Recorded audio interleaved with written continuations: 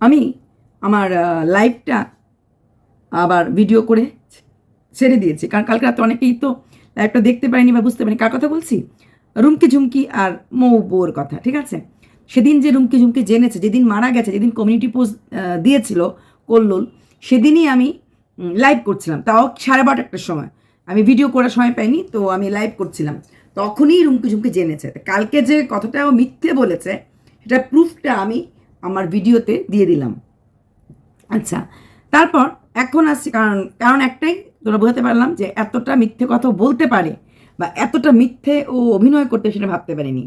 ও এসেছিল, ও আসার পর আমাকে বলল, আমি যাদেরকে ভালোবাসতাম ওদের সাথে বলা কোনো গোপন কথাই আমি আউট করি না। হোয়াট ডু মিন বাই গোপন কথা? ওর সাথে আমার এমন কি গোপন কথা যেটা আউট করে না? প্রথম কথা, আমি ওর পাশে দাঁড়িয়েছিলাম ওকে সাহায্য করার জন্য। আমি চাইনি একজন মা তার দুটো ছেলে, দুই ছেলে বা এক ছেলে এক মেয়ে বা দুই মেয়ে, এদের মধ্যে যখন মিল থাকে না, সেই মা বা বাবা কিন্তু সত্যিই খুব কষ্ট হয়। কারণ ওদের তো সন্তান, দুজনই সন্তান। তাই আমি চেয়েছিলাম ভাঙ্গন না, মিল করাতে। এবং তার জন্য আমি যত দূর যেতে চেয়েছিলাম, মানে দরকার গিয়েছিলাম, দেখলাম আমি পারলাম না। মিল হয়ে গিয়েও আবার ওরা ঝগড়াতে শুরু হয়ে গেল। থেমে গিয়েও ওরা ঢেউ খেলার মতো উঠে পড়ে মাঝখানে। কিন্তু যখনই মৌ বলল যে আইভিএফ করাবে, তারপর আর কোনো রকম ভিডিও আমি করিনি। আমার মনে হয় না অন্য কেউ করেছে। আর কেউ যদি রুমকি ঝুমকিকে নিয়ে করেও থাকে টুকটাক, সেটা আমি ওভারলুক করেছি, কারণ আমি এইসব ব্যাপারে ব্যাপারেই কোনো ভিডিও করিনি। আমি কথা দিয়েছিলাম মৌকে, তোমাকে আমি স্ট্রেস দেব না, কারণ মা হওয়ার আগে স্ট্রেস থেকে দূরে থাকা দরকার। কোনো ভিডিও করিনি। আচ্ছা, সেখানে আমি কি চেয়েছিলাম? মিল চেয়েছিলাম। আমি ভেবেছিলাম যে মা যখন ছোটো ছেলের কাছে গেছে, থাকে ছোটো ছেলের কাছে, ওটা নিয়ে আর এত ভিডিও নামানোর দরকার নেই। কিন্তু চারিদিকে লোক প্রচুর তখন ভিডিও নামাচ্ছিল মাসিমার এগেনস্টে গিয়ে। হ্যাঁ, এমুক করে চলে গেলে, তেমুক করে চলে গেলে, চুরি করে নিয়ে গেলে। তখন আমার মনে হয়েছে এটা চুরি করে নিয়ে যায় নাই, কারণ একটা ভিডিও ছিল যেখানে মাসিমা বলেছে তুমি কই যাবি, ওর সঙ্গে যাবে। সেদিনও কিন্তু মাসিমা স্কুটিতে একদম এমন করে বসে থেকেই গেছে। ডাটো হয়ে বসে যেদিন গেছে, সেদিন যেমন মাসিমা নিজের ইচ্ছায় গেছে, ঠিক তেমনি যখন রুমকি ঝুমকি ভিডিও করে বলেছে টাকা উঠিয়েছে কিনা, তখন বললো না। কলকাতা যাবি কি না, না, সেটাও কিন্তু মাসিমা একদম অন ক্যামেরায় না করে দিয়েছে। কলকাতা যাওয়ার শখ ছিল, কলকাতায় গেছে, দেখেছে, বউয়ের সাথে ঘুরেছে, বুঝে গেছে ওইখানে গেলে কি হতে পারে কি হতে পারে না। সেটা বোঝার পর উনি মন্দের ভালো, আমি এখানেই থাকবো, এই বাড়িতে থাকবো, নিজের বাড়ি নিজের জায়গা থাকবো, সেটা উনি বুঝে নিয়েছেন। তাই তখন আমি মাসিমার পক্ষে বলেছিলাম, এখন আমি মাসিমার পক্ষই বলছি। তারপরে ও এসে আমার লাইভে এসে আমার সঙ্গে ও তর্ক করছিল, ভাবতে পারো তোমরা। তারপরে আমি বোঝাচ্ছিলাম যে হ্যাঁ হ্যাঁ অবশ্যই আমি রেগে গেছিলাম। অকারণে তো আমার কাছে এসে তো এইসব প্রশ্নকে মানে নাই। আমি যখন বলেছিলাম যে মার দায়িত্ব কোথায়, ছেলের দায়িত্ব, তাহলে কি আমি ডিভোর্স দিয়ে দেবো? ওমা, ডিভোর্সের কথা কোথেকে আসছে? আমি কি বলেছি ডিভোর্স দেওয়ার কথা? ও প্রথমে ভেবেছিল আমাকে এরকম কথা বলবে, বলার পর আমি একদম থেমে যাব। আমি তো আর থামার মানুষ না, আমরা থামার জন্য তৈরি হইনি। যদি আমি ভুল করতাম নিশ্চয়ই আমি বলতাম যে হ্যাঁ আমি এটা বলেছি। আমি যা বলেছি অন ক্যামেরায় বলেছি। অন ক্যামেরা আর অফ ক্যামেরাতে আমি অ্যাটলিস্ট একরকম কথা বলার মতো দম রাখি। আমি তখন মৌকে যেমন ময়মনসিংহ নিয়ে ভালো কানে বলেছিলাম, যেটা অন ক্যামেরায় বলেছিলাম সেটা আমি অফ ক্যামেরাতে বলেছিলাম। ওকে যেমন বুঝিয়েছিলাম ভুলে যাও, ইউটিউব থেকে সরে যাও, শর্টস দাও, হ্যাঁ, ইউটিউবে কোনো কন্ট্রোভার্সির সাথে কথা বলো না, যোগাযোগ রেখো না, তুমি জানবে না কখন কে কোথায় পাল্টি খাবে, কখন কি হয়ে যাবে। ওপেন, আমি সবাইকে বোঝাই। আমি টিনাকে বোঝাইনি? কোনো দরকার নাই কন্ট্রোভার্সি কেটাতে দূরে থাকা। আমি সোমনাথকে বলিনি, মন্দিরাকে বলিনি? ঠিক সেম থিং আমি রুমকি ঝুমকিকেও বলেছিলাম, আমি মৌ বউকেও বলেছিলাম। কি দরকার এমন কন্ট্রোভার্সি কেটের সাথে তুমি হ্যালো হাই করে করে কথা বলে ঘরের কথা আউট করা? আমি সব সময় প্রত্যেকটি লোককে বলি, শুধু রুমকি ঝুমকি না, শুধু মৌ বউ না, শুধু সোমনাথ মন্দিরে না, সবাই A to Z সবাইকে বলি। তারপরও ও তর্ক করতে এসেছে। যখন আমি বললাম তুমি আমার সাথে ঝগড়া করতে এসেছো, বলে না, ভালোবাসার লোকের কাছে এসেছি। ভাবা যায়? আমি এত মাস ধরে ভিডিও করছি, লাইভ করছি, ওই দিনই ওর আমার লাইভ আসার ইচ্ছে হলো। কারণটা হচ্ছে একটাই, আমি আগের দিন রাত্রে একটা ভিডিও করেছিলাম। সেই ভিডিওতে আমি বলেছিলাম কতবার আর নটঙ্কি দেখবো, একবার গঙ্গা বক্ষে বিসর্জন, একবার দক্ষিণেশ্বরে তেজ্য, বারবার একই জিনিস করছে, অথচ তারপরও ও কিন্তু মৌকে, কল্লোলকে, মৌয়ের মা, শাশুড়ি মাকে নিয়েই কথা বলছে। যেমন কালকের কোনো দরকার ছিল না, যখন শ্বশুরবাড়ির সব সম্পর্ক বিসর্জনও দিয়েছে, তাহলে কি দরকার ছিল মৌ বউয়ের বাবার শান্তি কামনা করা? শ্বশুরবাড়ির সম্পর্ক তো জায়ের বাবা, হ্যাঁ, তাহলে সেখানে তো বসতেই পারে না। তারপরেও কিন্তু বসেছে, কারণ ওকে কন্ট্রোভার্সিটা খুব পছন্দ। আর আমার লাইভে আসার কারণটাও ছিল কন্ট্রোভার্সিটার জন্যই। সেটা মানে অস্বীকার করার কোনো জায়গা নেই। এবং এসে আমাকে আবার বলছে যে ডিভোর্স দিয়ে দেবে নাকি, ভেবে দেখো। তারপরে আবার আমার গত পরে বললো যে আমি ওকে বুদ্ধি দিচ্ছি ডিভোর্স দেওয়ার। হ্যাঁ, যেমন আগের বার যখন মৌয়ের প্রেগনেন্সির কথা আলাপ হচ্ছিল যে আইভিএফ করবে, হ্যান করবে 2023 1 এপ্রিলে, তখন কিন্তু ও প্রেগনেন্ট হয়ে গেছিলো এবং তখন ওর বাচ্চাটা মিসক্যারেজ হয়ে গেছিলো। সেটার দায়ও কিন্তু কন্ট্রোভার্সি ক্রিয়েটারদেরকে দিয়েছিল, যে কন্ট্রোভার্সি ক্রিয়েটারদের এত স্ট্রেস, এত কিছু, হ্যাঁ, এটা নিতে পারে না বলে ওর নাকি মিসক্যারেজ হয়ে গেছে। সেটার দায়ও কন্ট্রোভার্সি ক্রিয়েটারদের দিয়েছিল। ও নিতে পারবে না, ও দিতে পারবে, দিতে গেলে নিতে লাগবেই, তাই না? তা কালকে সত্যি লাইভটাতে আমি মানে ভীষণ অবাক হচ্ছি, মারাত্মক। আমি কিন্তু তারপরও আমার একটা সফট কর্নার ছিল যে হয়তো গ্রামের মেয়ে, হয়তো একটা রাজবংশী মেয়ে, শহরের চাল চলন জানে না, বোঝে না, এরকম একটা ধারণা আমার মধ্যে ছিল। অনেকে আমাকে বলেছে ও মুখে এক মনে এক, হ্যাঁ, মুখের কথাই মনে, এটা কোথাও মধ্যে ছিল। কিন্তু কালকে যে ডাহা মিথ্যে কথাটা বললো, এটার পর বুঝে গেলাম প্রতিটি জিনিসই ও প্ল্যান করেই করে। কালকের প্ল্যানিংটা তো একদম পুরোপুরি একদম। কারণ তখন আমার গতবারও যখন মৌ প্রেগনেন্ট হবে, ডাক্তার কাছে যাবে, ডাক্তার কাছে দেখানোর পর প্রেগনেন্ট হওয়ার সুযোগ আছে বলার সঙ্গে সঙ্গেই কিন্তু ও প্রেগনেন্ট হয়ে গেছিলো এবং মিসক্যারেজ হয়ে গেছিলো। তখন আমার মনে হয়েছিল, বিশ্বাস করুন, হয়তো এটা আমার ভুল হতেও পারে, আমি তো আমার মনে হয়েছিল যে এইখানেও ওই প্রেগনেন্সি ব্যাপারটাও মানে একটা ইসে ছিল, কম্পিটিশন ছিল। কারণ মৌ তখন গেল চেন্নাইতে ডাক্তাররা দেখাতে, কারণ প্রেগনেন্ট হওয়ার আগে বা প্রেগনেন্সি বাচ্চা নেওয়ার আগে একটা ফুল টেস্ট করা দরকার, ডাক্তারের পারমিশন নেওয়া দরকার। তো যখন এই ব্যাপারটা জানছিল, তখন এমন যদি হতো যে মৌ আইভিএফ ছাড়াই নর্মালভাবেই প্রেগনেন্ট হয়ে যায়, তাহলে ভেবে দেখুন যদি আজকে রুমকি ঝুমকির বাচ্চাটাও থাকতো, দুই বউয়ের একসঙ্গে প্রেগনেন্সি হলে শাশুড়ির কোথাও তো অসুবিধা হতো, এও টানতো ও টানতো। ঠিক ওই টাইমেই ও দেখা গেল ও প্রেগনেন্ট হয়েছিল এবং সেটা নাকি ও মিসক্যারেজ হয়েছিল এবং সেটা ওই জিনিসটা ও ইউটিউবেও দেখিয়েছে। তো এইগুলি না নেওয়া যায় না, এগুলি নেওয়া যায় না। সেদিনও চিৎকার করছিল, আমি চিৎকার করছিলাম, আমি তখন সে লাইভিকে বলেছিলাম চুপ করো চুপ করো চুপ করো, শান্ত। ও যা খুঁজে গালিগালাজ করছিল, পাগলের মতো করছিল। ওকে তখন আমিও বুঝিয়েছিলাম, লাইভেই বুঝিয়েছিলাম, বাইরে না। হ্যাঁ, তো এই জিনিসগুলো দেখার পর কোথাও না কোথাও একটা প্রবলেম আছে আমার সবসময় মনে হতো। সেখানে আমি ওর সাহারা হয়েছিলাম। আর আমাকেই সে লাইভে এসে এইভাবে ধমকিমূলক কথা বলে গেল। মানুষ চিনতে এখনও অনেক বাকি আছে। সত্যি আমরা মানুষের বাইরের মুখটা দেখে সহজ সরল ভেবে নেই, ভেতরটা হয়তো বুঝতে পারি না, ভেতরটা চিনতে পারি না। ভেতরটা চিনতে গেলে অনেকটা বোধহয় এক্সপিরিয়েন্স দরকার, অন ক্যামেরায় বোধহয় বোঝা যায় না। যাই হোক, সেটা তো বুঝতেই পারলাম। কালকে মিথ্যাটা আমি নিতে পারি নাই, কোনো অবস্থায় নিতে পারিনি। যে তার মানে ও যে আগে এই যে টাকাটা যে উঠিয়েছে, যেটা মৌ বলেছিল টাকাটা উঠিয়েছে শাশুড়িকে বাড়ি থেকে নিয়ে, শাশুড়ি তো হুট করে যেতে পারে না। শাশুড়িকে বলা হয় যে তোমাকে আমি আসবো, এসে তোমাকে আমি ব্যাংকে নিয়ে যাব। তারপর শাশুড়ি গেছে, শাশুড়িকে নিয়ে গেছে, শাশুড়িকে বলেছে, তার জন্যই গেছে, তারপর কি টাকাটা উঠিয়েছে। আমি সেটাও প্ল্যান করে এসেছিল, ও প্ল্যানিং ছিল এটাই, শাশুড়ির টাকাটা এবার আমি ওঠাবো। কালকের ব্যাপারটাও সে প্ল্যান করেই করেছে, কারণ এখন এই অবস্থাতে একটা লাইভ টাইপ করলে মোটামুটি ভিডিওটা চলবে। তো সব কিছু যা কিছু করে প্ল্যানিং করেই করে, প্ল্যানিং প্লটিং ভালোই জানে। কারণ চ্যানেলটা একদমই ভিউজ হচ্ছিল না, 3K 4K হচ্ছিল। বেশ, যেদিন থেকে মৌকে নিয়ে একটু কচলাতে শুরু করলো, মোটামুটি কিছু ভিউজ, কিছু উঠে গেল, কিছু সাবস্ক্রাইবার বেড়ে গেল, সবটাই শুরু হয়ে গেল। ওর ওই কসলাতেই লাগবে, ও গঙ্গা বিষয়ের জন্য অনেক কিছু অনেকবার করবে। এই নাটকগুলি মানুষ একবার করার পর দ্বিতীয়বার করার আগে ভাবে। ওর মুখে তো এই জীবনে শাশুড়ি বা যা বা ভাসুরের নাম বা ওদের ছায়া দেখা উচিত না। ও গঙ্গা বক্ষে যেখানে বিসর্জন করে এসেছে, যে কোন সাহসে বা কোন অধিকারে ও ওইখানে বসলো যেখানে কিনা মোয়ের বাবার শান্তি কামনা করা হচ্ছে, কিন্তু করতে পারে না। আচ্ছা, এবার আসছি কিছু প্রশ্নের উত্তর দিতে। অনেক দিন আমাকে প্রশ্ন করেছিল এনটি পার্টিরা, কল্লোল যাবে বললো, তাহলে মৌ কেন যাবে না? আচ্ছা, যেটা কিনা কালকে রাত্রে কল্লোল ক্লিয়ার করে দিল।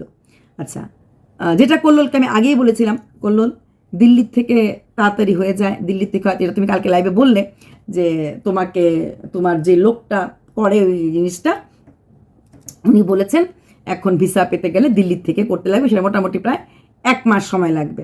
আবার তোমার লাইভে কিছু লোক বলেছে না শিলিগুড়ির থেকেও হয়ে যায় 14-15 দিনের মধ্যে, দিল্লির থেকে হলেও 1 মাস সময় লাগবে না। ইমার্জেন্সি ব্যাপারে মানে ইমার্জেন্সি গ্রাউন্ডে ভিসা পাওয়া যায়। ইমার্জেন্সি গ্রাউন্ডে যখন কোনো ভিসা অ্যাপ্লাই করা যায় 8 to 10 ডেজের মধ্যে, তবে অবশ্যই একটু জানাশোনা থাকতে লাগবে, 8 to 10 ডেজের মধ্যে চলে যাওয়া যায়। বাট এখন যেহেতু বাংলাদেশের অবস্থাটা ঠিক ভালো না, তো সেখানে দাঁড়িয়ে হয়তো ভিসাটা একটু অসুবিধা হতেও পারে।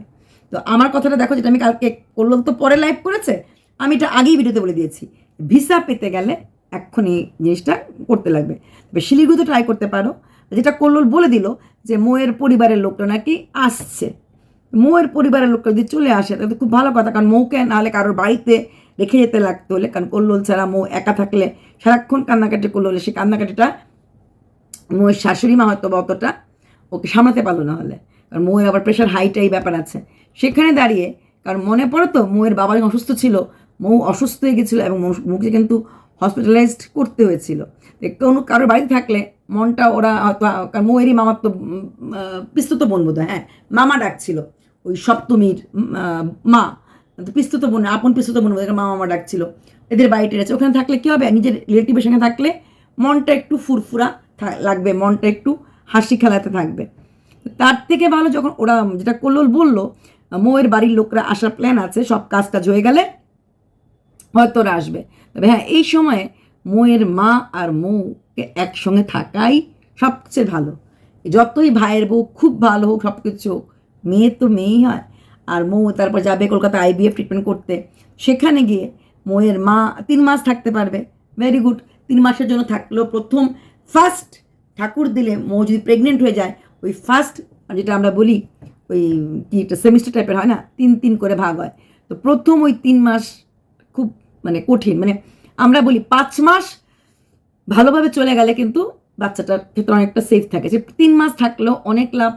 তারপরে 3 মাস শাশুড়ি দেখলেন, তারপরে মৌয়ের মা যদি আবার চলে আসে, হ্যাঁ ওনারা তো যাওয়ার সময় থাকতে লাগবে, এখন মৌ যদি প্রেগনেন্ট হয়ে যায় এটা অনেক বেটার, তো সেটা হয়ে গেল। আচ্ছা এবার আসছি মৌয়ের পাসপোর্ট, না মৌ কেন বাংলাদেশে যাচ্ছে না, মৌ ভিসা শুধু কল্লোল কেন চাইলো, তো সেখানে কল্লোল কালকে বলে দিয়েছে মৌয়ের পাসপোর্ট জন্য ওরা অ্যাপ্লাই করেছিল, কিন্তু পাসপোর্টে স্পেলিং মিস্টেক এসেছে, তার জন্য মৌয়ের পাসপোর্টটা হয় নাই। যখন পাসপোর্টই নেই তাহলে ভিসা কী করবে? এখন অনেক কথা হচ্ছে, তাহলে মৌয়ের পাসপোর্ট কেন নেই, নিশ্চয়ই প্রশ্ন আসবে। কালকে কল্লোল বলতে পারেনি এর কথা, আমি বলে দিচ্ছি। মৌয়ের ইন্ডিয়ান সিটিজেনশিপ পাওয়ার জন্য 7 বছর spouse ground, married to Indian person, 7 বছর যদি কোনো স্বামীর সাথে ইন্ডিয়াতে থাকে, পার্মানেন্টলি সংসার করে, তাহলে সে অলরেডি ইন্ডিয়ান। ইন্ডিয়াতে ডুয়েল সিটিজেনশিপ হয় না, দুটো কান্ট্রি সিটিজেনশিপ নিতে পারবে না। তাহলে মৌ যখন আগে বিয়ের পর গেছে, প্রথম 1-2 বছর মতো গেছিল, তখন মৌ সিটিজেনশিপ পায় নাই, ও বাংলাদেশের পাসপোর্টটা দিয়েই হয়তো গেছে, ওটা দিয়েই ও রিনিউ করে গেছে। মৌয়ের এখন পাসপোর্ট করার জন্য কি, পাসপোর্ট করতে গেলে সবচেয়ে প্রথম লাগবে okay she is the citizen of India. তো এখানে দাঁড়িয়ে 7 বছর হয়ে গেছে, এখন মৌ ফুললি ভারতের নাগরিক, সম্পূর্ণভাবে বাংলাদেশ ওর জন্মভূমি, ওর মাতৃভূমি, কিন্তু এখন সে নাগরিকতা বা নাগরিক ভারতের। Passport is the best identification of any Indian, yes I am an Indian. যে কোনো নাগরিকের সবচেয়ে বড় নাগরিক, আমি যেই দেশের নাগরিক তার প্রমাণ হচ্ছে তার পাসপোর্ট। সেখানে দাঁড়িয়ে মৌয়ের পাসপোর্টের জন্য অ্যাপ্লাই করেছে, সেই পাসপোর্টে নাকি মৌয়ের স্পেলিংটা ভুল এসেছে, MU এসেছে, MOU জায়গায়। আর 7 বছর না হলে পাসপোর্ট তো ইন্ডিয়ান সিটিজেনশিপ তো নিতে লাগবে, আগে তো সিটিজেনশিপ হবে, আধার কার্ড হবে, বাকি সব কিছু, তারপরে তো পাসপোর্ট হবে। তো 7 বছর, মৌয়ের বোধহয় 2016-তে বিয়ে হয়েছিল, তাহলে 2023-এ গিয়ে মৌ ফুললি ভারতের নাগরিক হয়ে গেল। 2016 মেতে বিয়ে হয়েছিল। তো 2016 মেতে যদি বিয়ে হয় তাহলে 2023 মেতে গিয়ে 7 ইয়ার্স কমপ্লিট, তারপরেই সে ভারতীয় সিটিজেনশিপ আবেদন করতে পারবে। তাহলে একটা আবেদন করার একটা অফিসিয়াল প্রসিডিউর একটু সময় লাগে। হ্যাঁ, একটা যেটা মৌ কাঁদতে কাঁদতে বলছিল, বাবা তো শরীর সুস্থ ছিল, বাবা তো ফাঁকি দিয়ে চলে গেছে। আসলে ওরা তো একটু কল্লোলার মৌয়ের মূল এখন ধ্যান ধারণা হয়েছে আইবিএফ চিকিৎসা, আইবিএফ। তাই পাসপোর্ট ব্যাপারটা নিয়ে অতটা হয়তো গা করেনি, পাসপোর্টটা হবে এরকম। কারণ যেটা কল্লোল বলল, মৌয়ের বাপের বাড়ির লোকদেরও আসার একটা প্ল্যান ছিল, হয়তো সামনের মাসে বা নেক্সট মাসে হয়তো কলকাতায় চলে গেলে মৌ হয়তো ওর বাবা মারা আসতেন, কলকাতা যাওয়ার আগে বা গেলে পরে। কারণ মৌর তো 2 বেডরুম নিয়েছে। তো সেইখানে দাঁড়িয়ে মৌয়ের পাসপোর্টের ব্যাপারটা মৌ এতটা জোর দেয়নি, যেতেই লাগবে, বাবাকে দেখতেই লাগবে, সেটা হয়তো ভাবিনি। ভেবেছে বাবা তো চলেই আসবেন, বাবা তো ভালোই আছে, এটা বললো। বাবা ফাঁকি দিয়ে চলে গেছে। মৌ ফাঁকি দিয়ে যায় নাই, উনি গেছে তোমার ঘরে আলো করে আসার জন্য। তাই মৌ গেছে, তাই মৌয়ের পাসপোর্টটা হয়নি। আর যখন মৌয়ের পাসপোর্ট হয়নি তাহলে ভিসাটা কী করে হবে? অনেক কথা শোনা গেছে, তার কাটার ইসে দিয়ে কে এসেছে কিনা, তার জন্য যেতে পারছে না, বাপের বাড়ি থেকে লোকরা এতবার আসে, ও কেন যাচ্ছে না? ও এর জন্য যাচ্ছে না, বাংলাদেশের সিটিজেনশিপ দিয়ে পাসপোর্ট ও অ্যাভেল করতে পারবে না, বাংলাদেশের থেকে ভিসা ও অ্যাভেল করতে পারবে না। ও ভারতে বিয়ে করে ভারতের নাগরিকের স্ত্রী হয়ে গেছে, সেখানে ওকে ভারতেই থাকতে লাগবে। ওকে দেখাতে লাগবে 7 বছর ধরেও ভারতবর্ষে আছে as a married woman of an Indian citizen. তারপর ভারতীয় নাগরিকত্বটা পেলে পরে সে পাসপোর্ট পাবে এবং তারপরও ভিসা অ্যাপ্লাই করতে পারবে। প্রথম বিয়ের প্রথম তোর কাছে ভিসাটা ছিল বাংলাদেশের, তখনও মেডিকেল ভিসা যেহেতু পেয়েছিল তখনও আপ ডাউন করছিল, মেডিকেল ভিসা দিয়ে দেবে 2 বছর পর্যন্ত আপ ডাউন করতে পেরেছে, মানে অসুখ বিসুখ 2 বছর আপ ডাউন করতে পেরেছে। তারপর মেডিকেল ভিসা বা মেডিকেলের যে এটা শেষ হয়ে গেছে, ওই লাস্ট গেছে ভিসা শেষ, তারপর থেকে সে সম্পূর্ণভাবে ভারতের নাগরিক।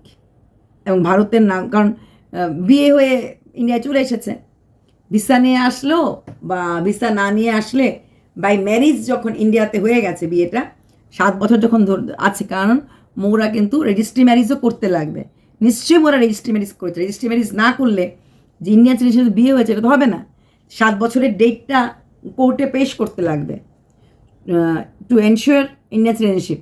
7 বছর হতে লাগবে কোর্ট ম্যারিজের। কোর্ট ম্যারেজ 7 বছর হলে পরেই ও পাসপোর্ট পারবে, সব কিছু হবে। সেখানে দাঁড়িয়ে এর জন্যই মৌ যে কথাগুলো উঠেছিল যে কেন গেল না, তার কাটার ফাঁক দিয়ে এসেছে কিনা, তার কাটার তাহলে মা বাবা 2 দিন পর পরে আসে, সে কেন যায় না? সে এর জন্য যায় না, 7 বছর না, 7 বছর হয়তো মেতে হলো, হয়তো জুন যায় না, কোর্ট ম্যারেজটা কোন সময় করেছে, হয়তো কোর্ট ম্যারেজ পরেও করতে পারে, কিন্তু কোর্ট ম্যারেজের ডেটটাই দেখা হবে। হ্যাঁ, তবে বিয়ের যদি কার্ড থাকে, ইনভিটেশন কার্ড, অমুক দিনে অমুকের সাথে অমুকের বিবাহ সম্পন্ন হয়েছে, সেই হ্যাঁ বিয়ের কার্ড বোধহয় ছিল, তো বিয়ের যদি কার্ড থাকে সেই কার্ডটা দেখানোর পরও কাউন্ট করে অমুক দিনের বিয়ে হয়েছিল। এখন সেটার উপর নির্ভর করেই পাসপোর্ট হয়।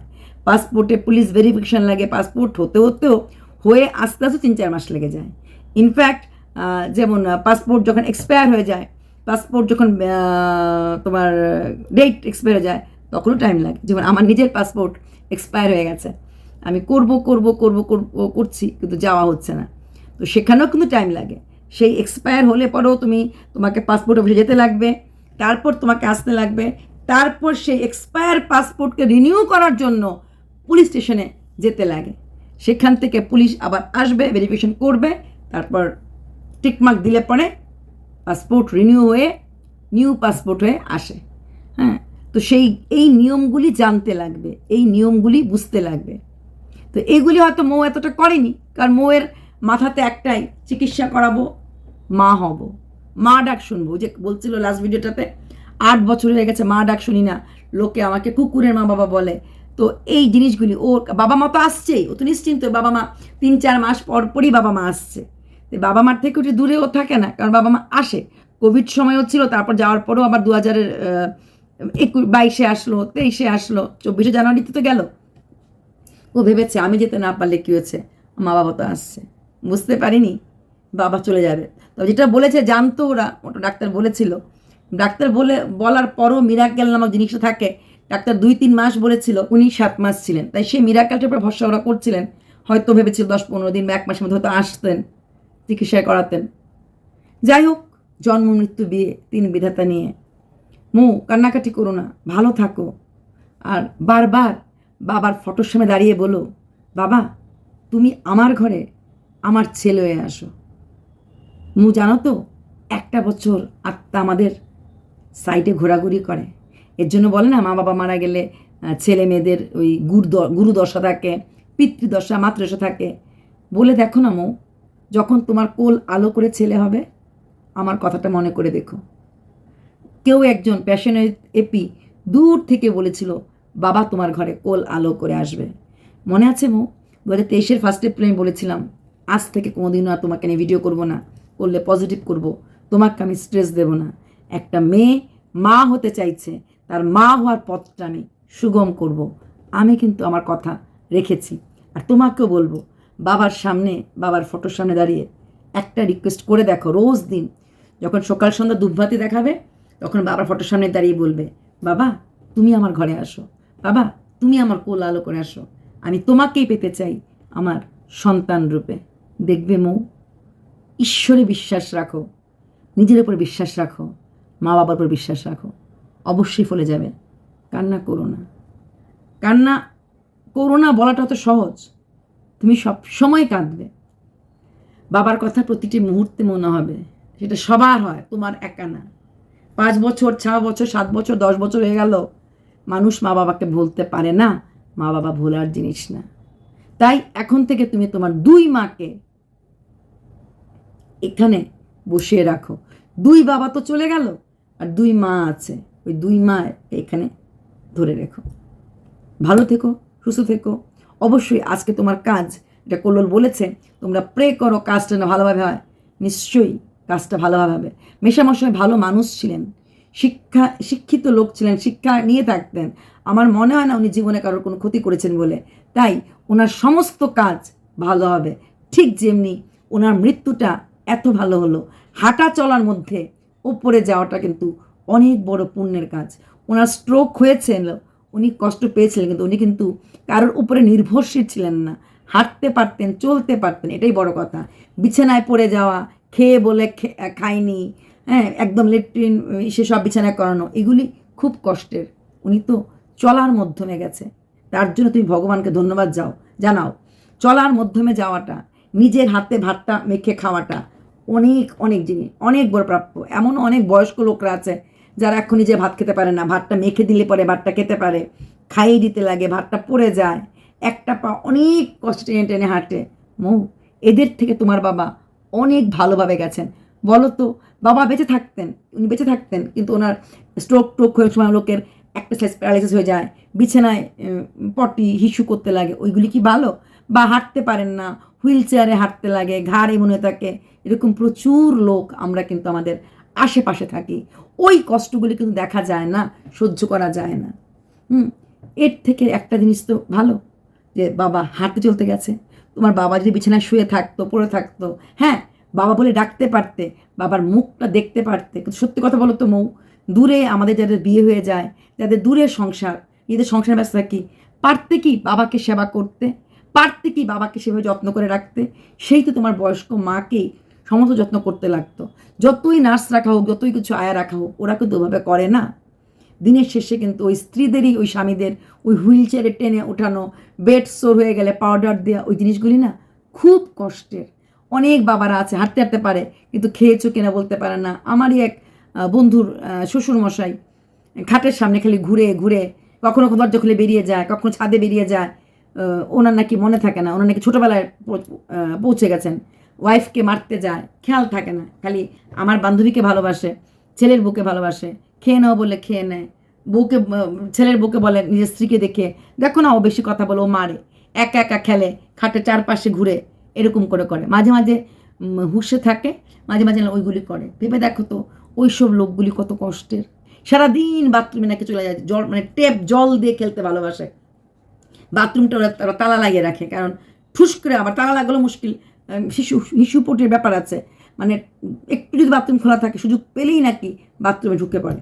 যে রাত্রেবেলা তালা লাগে নাকি, রাত্রেবেলা তো মানুষ ঘুমোতে লাগে, দিনের বেলা তো নজরে রাখা যায়, ওই গিয়ে নাকি টেপটা খুলে জল ছেড়ে নাকি খেলতে থাকে, বাথরুমে তো স্লিপ পেটে পড়ে গেলে। তো এগুলির থেকে তো ভালোভাবে তোমার বাবা গেছেন না। যখন মনে কষ্ট হবে না, এই কথাগুলি ভাববে, দেখবে অনেকটা শান্তি পাবে ভাই।